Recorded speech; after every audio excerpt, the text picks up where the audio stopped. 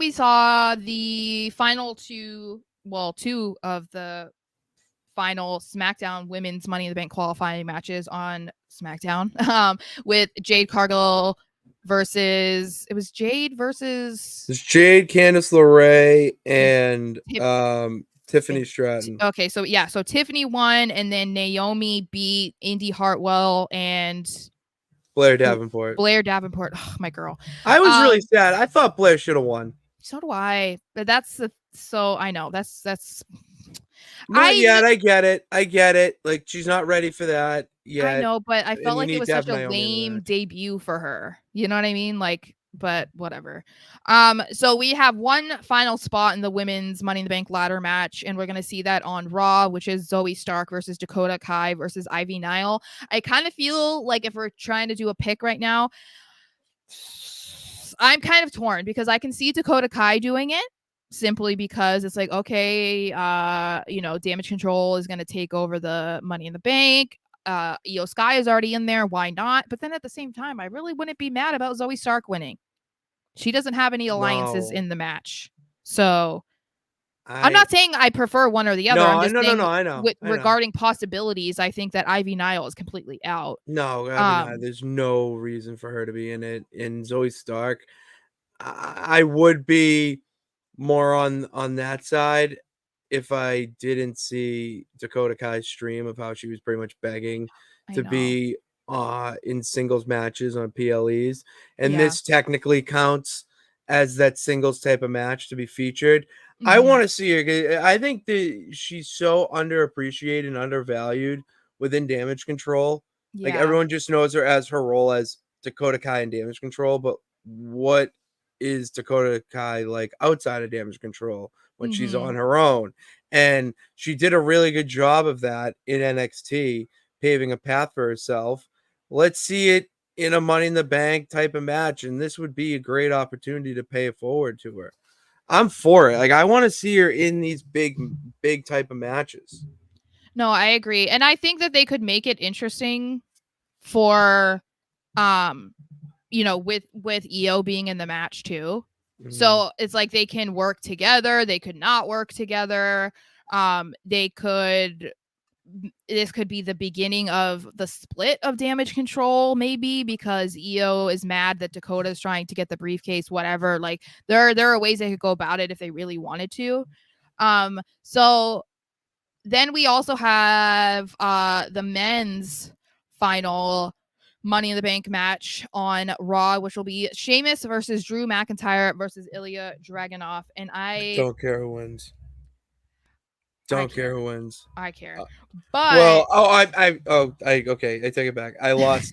I got really in the moment here for a second because we do care who wins, but I go back to my previous sentence.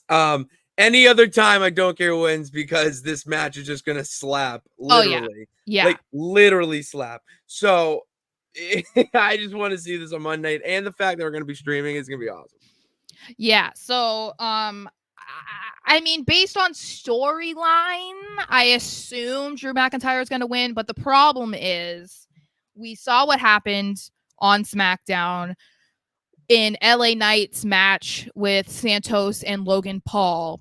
And so if I want to believe that Logan is going to make sure that LA Knight does not win at Money in the Bank, then it's hard for me to imagine that they'll also do something similar with CM Punk trying to make sure that Drew McIntyre doesn't win. That just feels like a lot of the same thing happening in the same match.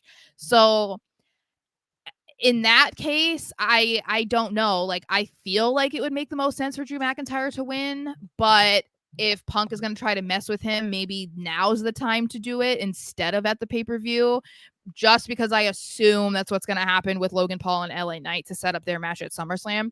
And so that's why, in a way, I'm kind of leaning towards Sheamus or Ilya, but I don't know. Okay. I'm with you, or I see what you're saying. I will pose this question though: what do you still think though that in this new era we could have a double run-in for different reasons and done well, where it doesn't feel like it's just oversaturated and just done because of you want to do it. Like there could be a reason for it. I mean, yeah, I mean, that's why we've even talked about it, right? Like, we're like, okay, this is going to happen with LA Knight and Logan Paul, and this is probably what's going to happen with Drew McIntyre and CM Punk. So the possibility is there. I think it just depends on how they go about it, and then the ramifications that should come from it for CM Punk and Drew McIntyre. I think that's another like added element. Like, they're not going to care about Logan Paul doing it. You know what I mean? Like, that doesn't have anything to do really with their storyline in the same way. I just think that, yeah, it's going to be how they go about it. And maybe Punk isn't even there. You know, we saw somebody say something about them playing AJ Lee's music to distract Drew. I don't think they'll do that, and I don't think they should do that. As we said, that would No, be unfair. What if they played Punk's music or something? that was That what I would was thinking. that would be different and still distracting enough to Drew that you wouldn't be mad about that happening, but then also seeing Logan Paul coming in and knocking out LA Knight with the brass knuckles or something like that. I could get behind. Um, as long as, again, for Drew versus Punk, we do see some sort of action taken, or at least it being addressed about Punk messing with Drew, because they can't keep putting that on the back burner and acting like it's not part of the storyline. You know what I Oh yeah, mean? you can't. You have to. It's very much part of the storyline. You have to roll with it, even if Yeah. he is in the match. Like Yeah. you have to build it up, and him being in the match, you got to find a way to still add it to build that big payoff off, big build up that big payoff for SummerSlam.